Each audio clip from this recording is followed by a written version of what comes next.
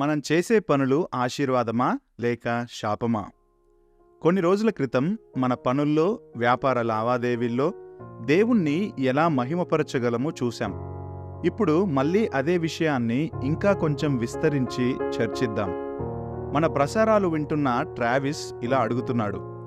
Hello pastor John, ఈ రోజుల్లో మనం చేస్తున్న పనులు దేవుని ఆశీర్వాదమా లేక శాపమా? దయచేసి చెప్తారా? ఆదికాండం 3వ అధ్యాయం ఆధారంగా మన పనులు శాపంగానే కనబడుతున్నవి. కానీ ప్రసంగి గ్రంథం ప్రకారం దేవుడిచ్చిన ఆశీర్వాదంగా కూడా ఉన్నట్టనిపిస్తుంది. బైబిల్ ప్రకారం ఉదయం 9 గంటల నుండి సాయంత్రం 5 గంటల వరకు నేను చేసే పని ఆశీర్వాదమంటారా లేక శాపమంటారా? బైబిల్లో పేర్కొనబడిన మొట్టమొదటి పనితో మొదలు పెడదాం రండి. అదేంటంటే దేవుడు చేసిన పని. ఆదికాండం 2వ అధ్యాయం 2-3 వచనాలు. దేవుడు ఆయన చేయుటకు మొదలుపెట్టిన పనిని 7వ దినములోగా ముగించాడు మరియు తన పని అంతటి నుండి 7వ దినాన విశ్రాంతి తీసుకున్నాడు. దేవుడు 7వ దినాన సృష్టిలో చేసిన ఆయన పనులన్నిటి నుండి విశ్రమించాడు కాబట్టి ఆ దినాన్ని ఆశీర్వదించి దానిని పరిశుద్ధమైనదిగా చేశాడు. మీరు ముఖ్యమైన అంశాన్ని కోల్పోవద్దు. దేవుడు పని చేశాడు. పై వాక్యంలో చెప్పినట్లుగా ఆయన పని చేశాడు. గమనించండి, దేవునికి పని ఒక శాపంగా లేదు. దేవుడు శపింపబడలేదు. ఆయనకది భారం కూడా కాదు. ఆయన నిరాశతో నిరుత్సాహపడడు. ఆయన తనకిష్టం కాని దానిని చేయాలని బలవంత పెట్టబడలేదు. ఆయన గొప్పతనానికి, సంపూర్ణతకు సూచనగా ఉన్నందున సృష్టిని చేయడానికి దేవుడు పని చేశాడు. తన మహిమను ప్రకటించే లోకాన్ని మరియు ఆ మహిమను ఆస్వాదించగల, ఆరాధించగల తన యొక్క మానవ స్వరూపాన్ని సృష్టించడంలో అతడు పొంగిపోయాడు. ఇది బలహీనతకు లేదా భారభరితమునకు లేదా నిరాశతో నిరుత్సాహపడుటకు సంకేతం కాదు. అది మహిమయై ఉంది. దేవునికి పనే మహిమయై ఉండింది. ఆది నుండి కూడా పని ఒక శాపమై ఉండలేదు. అది దేవుడిచ్చిన వరమై, ఒక ఆశీర్వాదమై ఉండింది. మానవుడు పాపములో పడిపోక మునుపు దేవుడు దానిని రూపొందించిన విధంగా పని యొక్క సారాంశమేంటంటే సృజనాత్మకత. సృజనాత్మకంగా ఏర్పాటు చేయడం అని అర్థం. దేవుడు ప్రాథమికంగా ప్రపంచాన్ని సృష్టించే పని చేశాడు. ఇదే పని యొక్క సారాంశం. ఆ తరువాత తన స్వరూపమందు మనల్ని సృజించి ఆయన చేసిన ప్రపంచంలో ఉంచి, మీరు ఫలించి అభివృద్ధి పొంది విస్తరించి భూమిని నిండించి దానిని లోబరుచుకొనుడి. సముద్రపు చేపలను, ఆకాశ పక్షులను, భూమి మీద ప్రాకు ప్రతి జీవిని ఏలుడని దేవుడు వారితో చెప్పెను. ఆదికాండం 1వ అధ్యాయం 26-28 వచనాలు. ఆ తరువాత ఆదికాండం 2:15లో ఇలా రాయబడి ఉంది. దేవుడైన యెహోవా నరుని తీసుకొని ఏదెను తోటను సేద్యపరుచుటకు, దాన్ని కాచుటకును దానిలో ఉంచెను. సేద్యపరుచుటకును దాన్ని కాచుటకును అనే మాటల అర్థమేంటంటే సేవ చేయుట. దానికి సేవ చేయుము అనే మాటలు ప్రభువు పనిలో ఒకడు సేవించుట వంటివై ఉన్నవి. దానికి సేవ చేయాలి, పనులు చేయాలి, దానిని కాయాలి అని అర్థం. మానవ పతనానికి ముందు ఏదెను తోటలో పనులు చేయడం, దానిని కాయడం, మీరు ఫలించి అభివృద్ధి పొంది విస్తరించి భూమిని నిండించి దానిని లోబరుచుకునుడనే ఆజ్ఞ యొక్క పాక్షిక నెరవేర్పై ఉండిందని నేను ఊహిస్తున్నాను. అలాగైతే దీని అంతరార్థమేంటి? ఆ తోటను చేసింది దేవుడే గనుక దానిలో ఒక లోపముందని భావం కాదు. అది లోపము గలదై ఉండలేదు. దేవుడు పొరపాటు చేశాడన్నట్టు దాన్ని సరిదిద్దాల్సిన అవసరమే లేదు. అయ్యో, ఎంత పొరపాటయ్యింది, నేను తోటను సరిగా అమర్చలేదు గనుక ఇప్పుడది సరిచేయబడాలి అన్నట్టు కాదు. దేవుడు ఆ తోటను మానవుని కోసం చేశాడు. మానవుడు దేవుని వలె సృజనాత్మకంగా పనులు చేయడానికి ముడిసరుకు సమకూర్చడమై ఉండిందనేది దాని భావం. అది అసంపూర్ణమైన పనిగా ఉండింది. తోటలో పనిచేయడం వలన మానవుడు బాగా వర్ధిల్లుతాడు. తోట సాగు చేయబడుచు కాపాడబడుతుంటుంది గనుక అది కూడా వర్ధిల్లుతుంది. అది ఆహ్లాదకరమైన సంతృప్తినిస్తుంది. ఆశాభంగం కలిగించదు, భారంగా ఉండదు, వ్యర్థం కూడా కాదు. ఇది మానవ పతనానికి ముందటి పని. ఏంటంటే ఈ పని కుతూహలాన్ని కలిగించింది, సంతృప్తినిచ్చింది, సృజనాత్మకమైనదై ఉండింది. ఆదికాండం 3లో రాయబడినట్లుగా పాపం ఈ లోకంలోకి ప్రవేశించినప్పుడు సంతృప్తికరమైన ఈ పనిని వ్యర్థమైన, భారమైన మరియు నిరాశపరిచేదిగా మార్చేసింది. ఆదికాండం 3:17-19 వచనాల్లో, ప్రయాసముతోనే నీవు బ్రతుకు దినములన్నిటియూ దాని పంట తిందువు, అది ముండ్ల తుప్పలను గచ్చ పొదలను నీకు మొలిపించును, నీవు నేలకు తిరిగి చేరు వరకు నీ ముఖపు చెమట కార్చి ఆహారము తిందువు అని ఉంది. పని లేదా పని చేయడం ఒక శాపమని అనడం సరైంది కాదు. పని యొక్క నిరర్ధకత, ఆశాభంగం, భారం మరియు దానివల్ల కలిగే బాధ శాపమయ్యున్నవని అనడం సరైన విషయం. పౌలు సృష్టి వ్యర్థపరచబడెనని రోమా 8:20-21లో అంటాడు. పాపము లోకములోనికి ప్రవేశించినప్పుడు సృష్టి నాశనమునకు లోనైన దాస్యములో నుండి విడిపింపబడి దేవుని పిల్లలు పొందబోవు మహిమగల స్వాతంత్రం పొందుదునను నిరీక్షణ గలదై, స్వేచ్ఛగా కాక దాన్ని లోపరిచిన వాని మూలముగా వ్యర్థపరచబడునట్లు దేవుడు చేసెను. కాబట్టి పని వ్యర్థమవడం మరియు పని భారం పెరగడం సృష్టి యొక్క శాపములోని భాగమయ్యుంది. అయితే ఇది ఎల్లప్పుడూ అలాగే ఉండదు. పొందబోవు దాని గూర్చిన నిరీక్షణ కలదని ఆయన సెలవిచ్చాడు. పాపం యొక్క పాపిష్టితనం ఎంతో అపరిమితమై ఉన్నదని చూపించడానికి దేవుడు లోకానికి ఈ శాపాన్ని తాత్కాలికంగా జారీ చేశాడు. అయితే లోకాన్ని ఈ శాపము నుండి ఒక్కసారిగా కాక దశలవారీగా విమోచించడానికి క్రీస్తు వచ్చాడు. పని విషయంలో కూడా ఇలాగే జరుగుతుంది.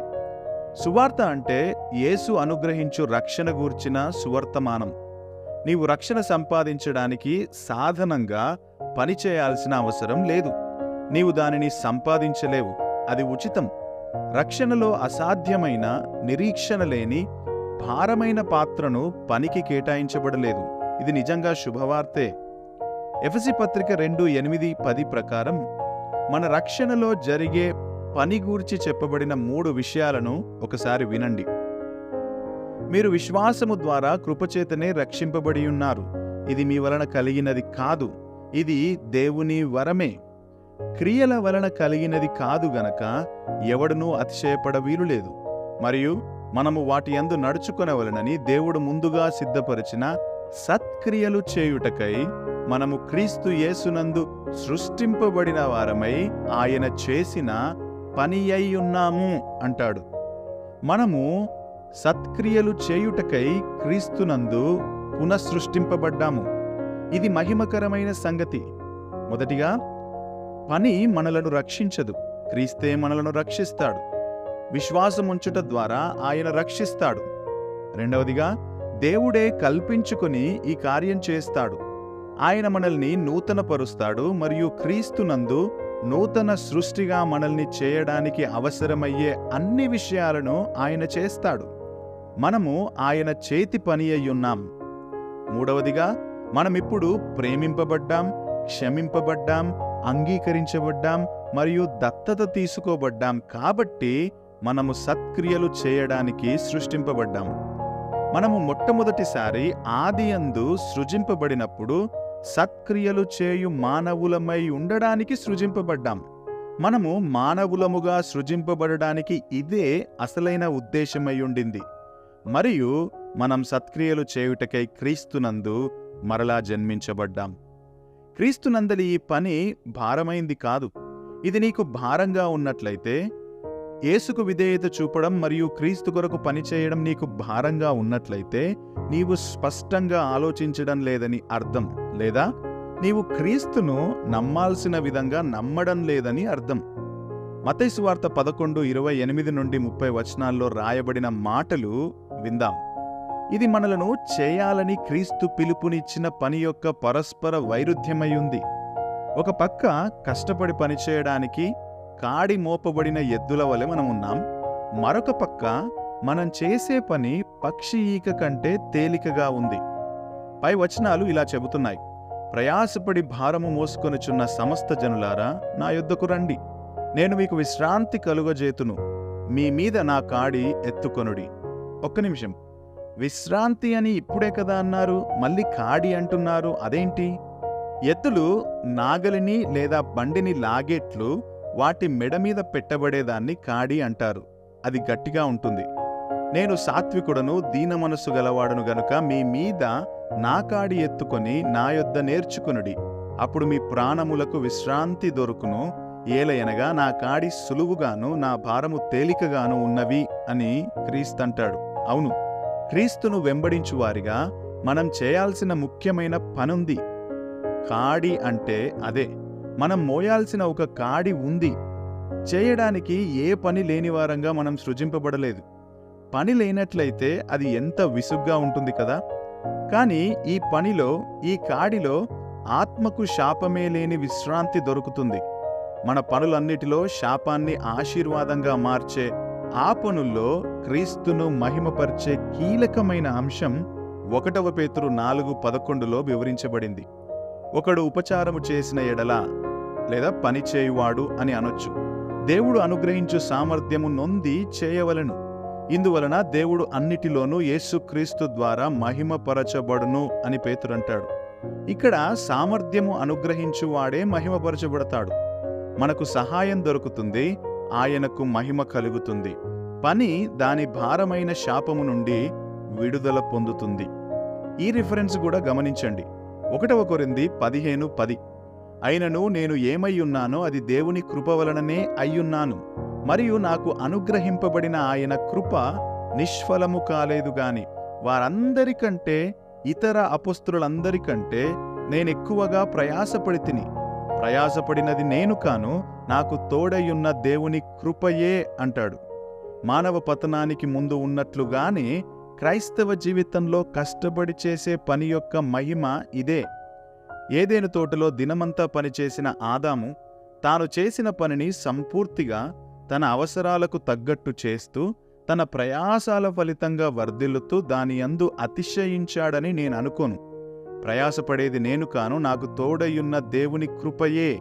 ఈ మాటలు భారము వలన కలిగే దౌర్బల్యాన్ని మరియు నిరర్థకతను పూర్తిగా తొలగిస్తాయి. క్రైస్తవులంగా మనం ఎన్నో పనులు చేయాలని పౌలు పిలుపునిస్తున్నప్పుడు బరువెక్కిన, ఆశాభంగం కలిగించే, శాపగ్రస్తమైన జీవితం జీవించడానికి పిలుపునివ్వడం లేదు. ఆయన మన మహిమ మరియు ఆనందం కొరకు మనల్ని పిలుపునిస్తున్నాడు. 1 కొరింథీ 15:58 కాగా నా ప్రియ సహోదరులారా, మీ ప్రయాసము ప్రభువునందు వ్యర్థము కాదని ఎరిగి స్థిరులను, కదలని వారును ప్రభువు కార్యాభివృద్ధి యందు ఎప్పటికీ ఆసక్తులయ్యుండుడి. అనగా ఎన్నో పనులు చేయడమని అర్థమిస్తుందని నేను అనుకుంటున్నాను. ఇది వ్యర్థం కాదు.